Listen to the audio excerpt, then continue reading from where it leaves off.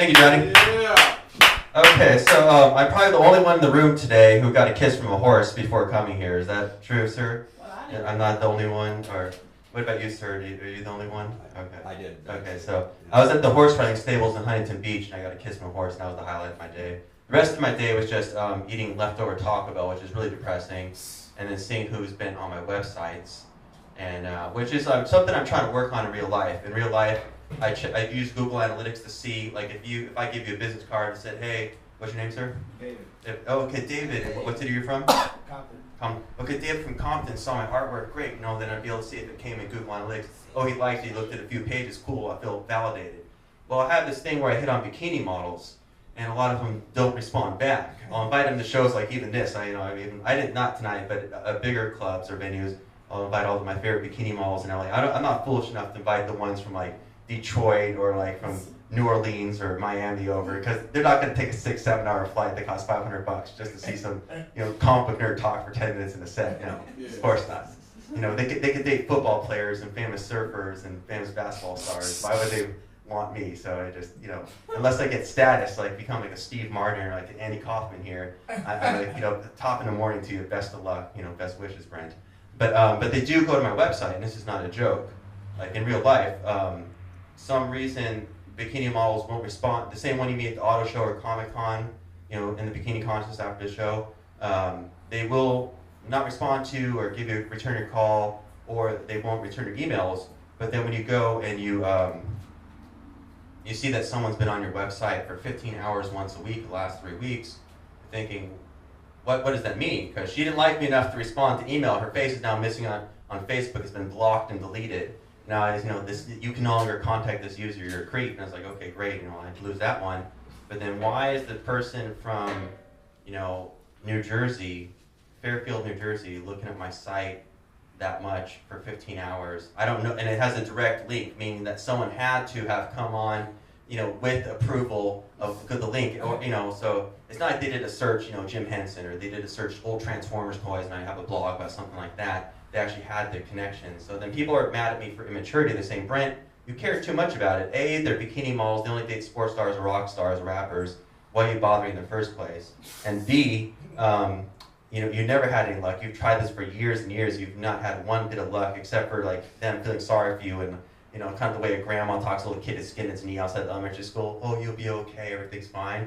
They do that with me. But other than that, I get like sympathy, love of email. But then the rest is just block and delete and not hear back at all. But then they're my biggest fans, because if I contact an artist, like if there's an artist in New York City who was on TV, had some really great paintings or sculptures, I'll contact her and say, oh great, check out my artwork, check out my blogs. They'll actually look at it, but they'll spend 5 minutes and they'll be done. You never hear back. So okay, cool, that famous artist or up and coming artist saw my work, feels slightly validated. But it's much more validated to know an artist saw your work than it is, that feeling that you get like you ate too much food at Thanksgiving, you just don't feel good about yourself.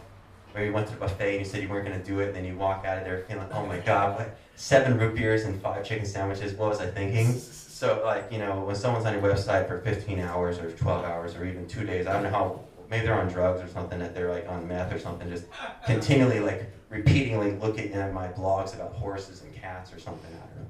But yeah, so that I'm supposed to move on and not pay attention to that. But it's kind of a hobby of mine to go and keep track of this stuff. And then I'll confront them because they blocked and leave me. I can't actually contact them, without getting myself in legal hot water. I'll say, like, what are you even doing on here? And then I'll be talking about horse riding, and I'll say, what are you doing reading this right now? And because I know they're reading it. Who else? So then people say, oh, your imagination is getting away from you. I have what's called a rich imagination since I was a kid. I'm one of the people that, I did this in a previous set, I'm one of the people that still believe in the tooth fairy at age 12. And no one had told me there was no such thing as the tooth fairy. When I was 7 years old, Long Tran and Kevin Lane got $2 per tooth, while I still was getting 50 cents, and they told me about it at elementary school. And I was like, what's going on here? And so what I did is I wrote the tooth fairy a letter, not demanding, but just asking, how come these other boys at school are getting $2 per teeth, and I'm only getting 50 cents. What is going on with this?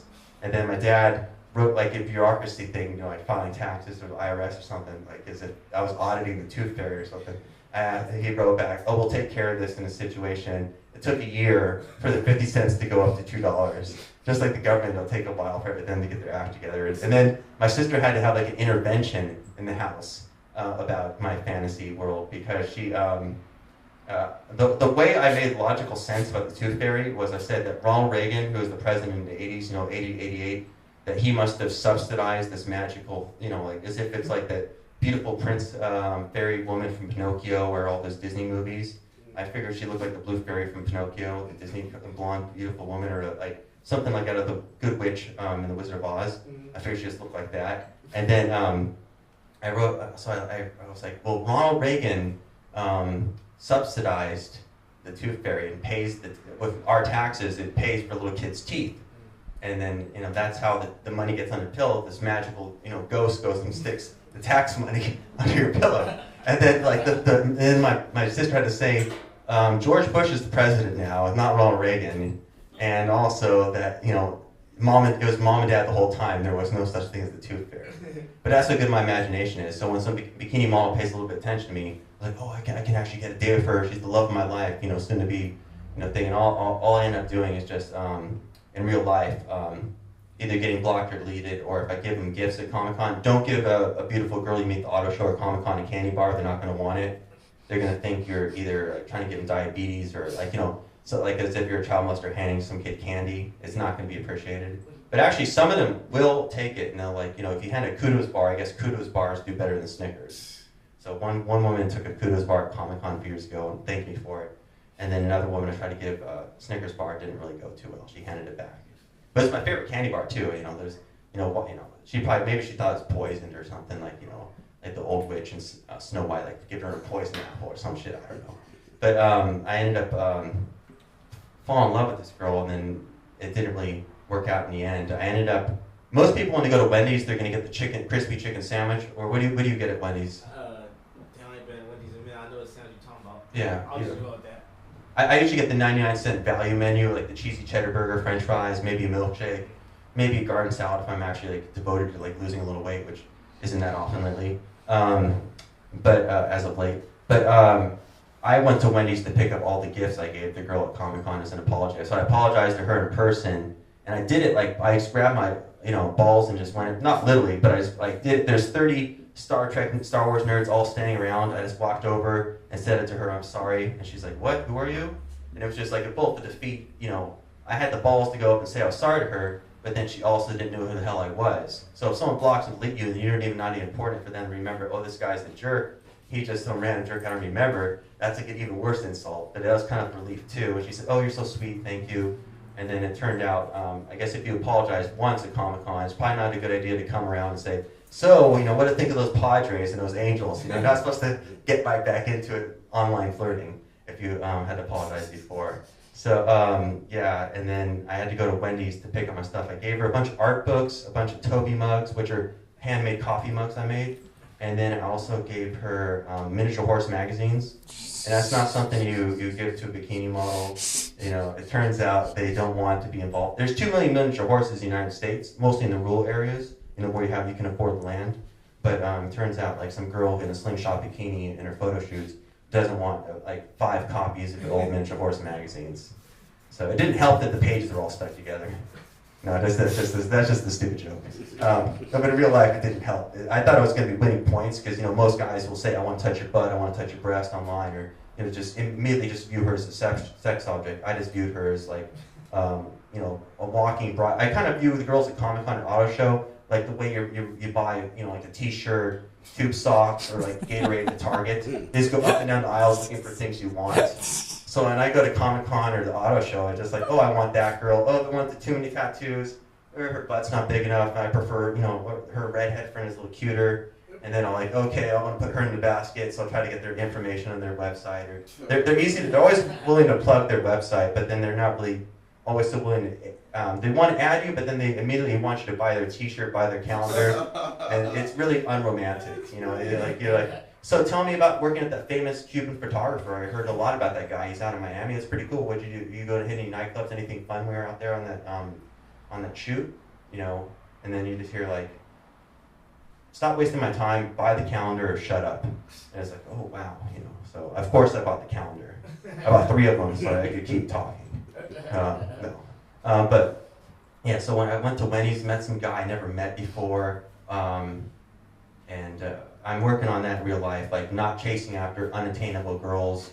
I'm not attracted to smart women. I can be friends with smart women, and I'll tell my smart friends that. But I say, hey, Brent, why do you always go for these jerks that are like the alpha female version of a douchebag? Why do you always go for them? I say, because I'm only attracted to them. I can't be attracted to women I don't find attractive, especially smart ones. And they're kind of like, well, don't you sound really shallow with that? He's like, yeah, but it's the truth. I don't want to lead anybody on.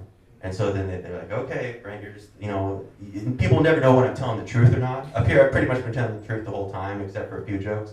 But yeah, so it's always awkward to explain. Everything I do is pretty much awkward. It's always awkward to explain to a female friend. Doesn't matter if she's married or not. Especially one that's smart. Oh, I don't like smart women. They're I don't relate to them. But I can say I can be friends with them. I'm gonna probably marry. I'll probably marry a woman very intellectually immature and have all the smart friends to go do this fun stuff with, but be romantically involved with the immature woman. So that's where I'm gonna be at. At least I hope so. Otherwise, I'm living in my parents' house in my old bedroom, getting yelled at every day.